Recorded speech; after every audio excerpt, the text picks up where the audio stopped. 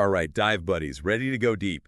We're tackling Genesis chapter 9 this time. Yeah, we're going beyond the surface on this one. This isn't just the Sunday school version with the ark and the animals. We're talking deeper meanings, symbolism, even some, well, let's just say differing opinions on this very familiar story. Exactly. And it all unfolds right from the start. God's first post-flood decree: be fruitful, multiply, fill the earth. Seems pretty straightforward, right? After all, humanity just got a second chance. Second chance after, almost wiping themselves out. You'd think that would be motivation enough. Right. But it goes deeper than just repopulating. This is God establishing a covenant, a binding agreement with Noah. And not just like a casual, hey, let's try this again. This feels different from that first covenant with Adam and Eve, which, let's be honest, didn't exactly pan out. It does feel different, much more intentional. And to make sure everyone's on the same page this time, God lays down some ground rules. Some are, more intriguing than others. Like the one about food. God's saying, okay, you can eat animals now, which is a whole other discussion. But then there's that very specific caveat, just not the blood. Yeah, that one tends to stand out, doesn't it? It makes you wonder, why so specific? Why is the blood such a big deal? It's not like God to just toss in random rules for the heck of it. Right. So if we think back to the world of Genesis, blood has a lot of weight to it, symbolically. It's not just about, what's inside us. It represents life itself. Exactly. And that concept of life that's directly connected to God's power. He's the giver of life, the ultimate source. So is this prohibition about blood a way of acknowledging that? Even though humans are given dominion over the animal kingdom, they still have to answer to a higher power. It's a powerful interpretation, right? A sort of cosmic power-sharing agreement. Humans get stewardship over creation, but there are boundaries. A reminder that all life originates from a divine source. And that even taking a life, even an animal's life, shouldn't be taken lightly. Absolutely. And you see that theme echoed even more forcefully a few verses later. When God says, any human life taken, he's going to demand an accounting for it. It's like he's directly connecting human life and animal life, saying both are sacred, both deserve respect, and there will be consequences if that respect isn't given. It's heavy stuff. And, it makes you think we're still wrestling with this idea even today. Debates about animal welfare, eating meat ethically, it all goes back to that fundamental question posed in Genesis chapter 9. What is our responsibility to the life around us? And what are the consequences if we don't live up to that responsibility? Because if we look at Noah's family, well, they're not exactly poster children for model behavior, are they? Oh, you mean Noah's little vineyard incident? Yeah, the world's first hangover. You'd think surviving a global flood would make you want to, lay off the sauce. Right. But I think what's interesting isn't so much Noah's actions themselves, but how his sons react. That's where things get really insightful. Oh, absolutely. It's like a front row seat to a family drama, but on a biblical scale. You've got Shem and Japheth responding to their father's situation with discretion, trying to maintain his dignity. And then there's Ham, who, well, let's just say he didn't exactly help the situation. Nope, not at all. And that act, it's labeled as Lashon Hara, the evil tongue, gossip, and it sets off a chain of events. It's a good reminder that even with a fresh start, a divine reset button, human nature, well, it's still human nature, capable of great good, but also, some not-so-great choices. And those choices, they have consequences that ripple outward. Which brings us to Noah's reaction to Ham. And, well, he doesn't exactly take the high road, does he? He doesn't curse Ham directly. Yeah. He curses his son, Canaan. Yeah. And that little detail, who gets cursed and how, that opens up a whole other can of worms, so to speak. It sparked a lot of debate. Because it's not just a father punishing a son anymore, is it? It feels like the setup for future conflicts, tension between groups of people. We've gone from family squabble to, sowing the seeds for larger scale problems.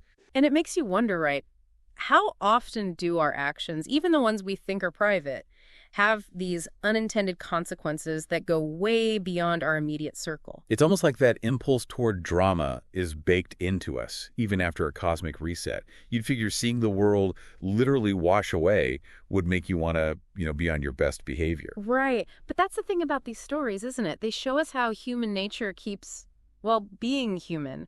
Even when dealing with the divine, we've still got those rough edges, like that capacity for deep love, and also holding on to some serious grudges. And here, those grudges, that Lashon Hara, they don't stay small, do they? Which brings us back to Canaan, Ham's son. Because Noah doesn't actually curse Ham, does he? It's Canaan who gets hit with the consequences. What's that all about?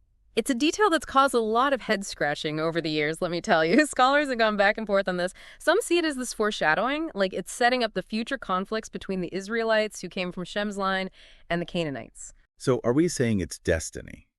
The Canaan and everyone after him, they're basically doomed from the start because of what his dad did. Or is it more about the ripple effect? Like, our choices can create these waves that impact people way down the line. That's the heart of it, isn't it? It makes you think about free will, but also the consequences that come with our choices. It's not saying we're puppets controlled by our ancestors' mistakes, but we're also not operating in a vacuum. Our actions matter, especially the ones that come from a place of, well, let's say, less than ideal motives. It's interesting, though, because even with all this family drama, this glimpse into the not-so-great parts of being human, there's still this thread of grace running through it all. God doesn't just start over again with another flood.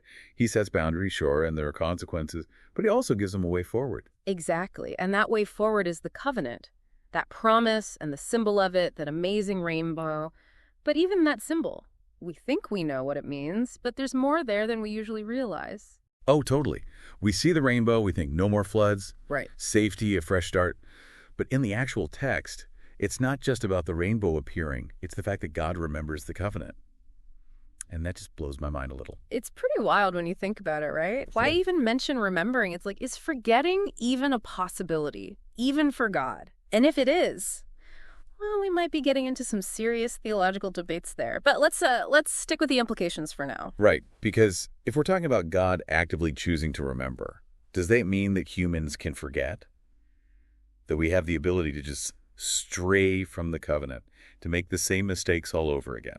Now, that is a question that keeps popping up all over the Bible. This idea that humanity, we have a part to play in all this. It's not just a one-way street.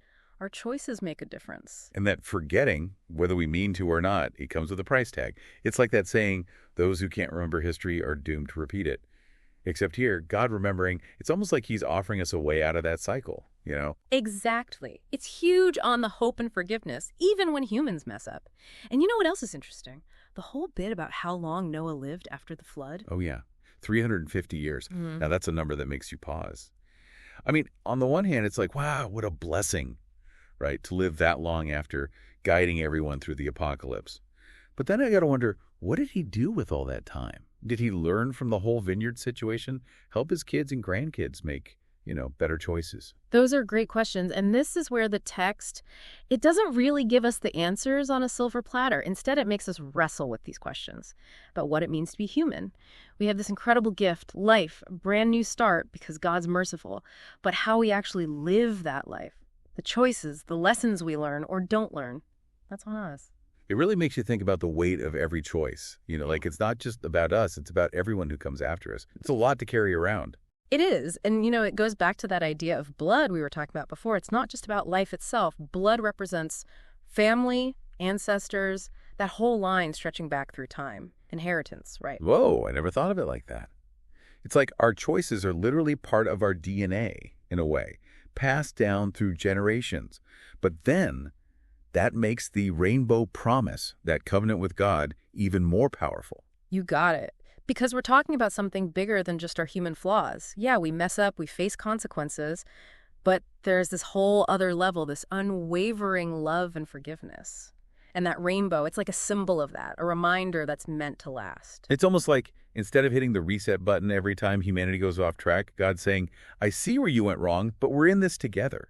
Exactly. That commitment, it's a two-way street. It's like God saying, I'm not giving up on you, so don't give up on each other. And maybe don't give up on ourselves either, right? Uh-huh.